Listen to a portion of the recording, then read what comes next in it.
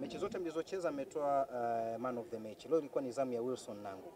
Biki wa namna gani? Tulijua moja kati ya silaha ambayo tutaitumia kuwaangamizia JKT Tanzania ni silaha mbili ya Wilson Nangu pamoja na Yakubu Suleiman, na imetulipa. Kwanza imeonyesha kwa nini tuliwaamini na kuwasajili, lakini inaonyesha ni kwa namna gani ilikuwa ngumu kumsajili mchezaji aina ya Yakub pamoja na Wilson Nangu.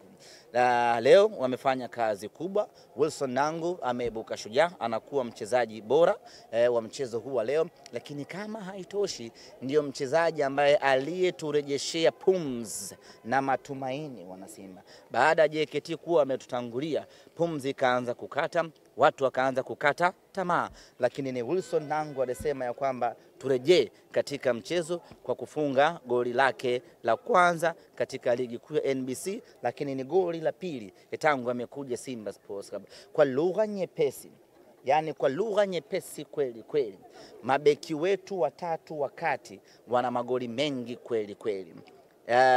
Wilson Nangu ana magoli mawili, moja kwenye Champions League, moja kwenye ligi kuu ya NBC. Inspector Karabwa Shamo ana goli mawili, nikumbusheni, ana goli moja.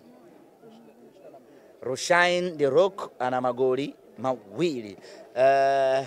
Rushain De Rock ana magoli mengi kuliko washambuliaji wengi wa ligi kuu ya Tanzania.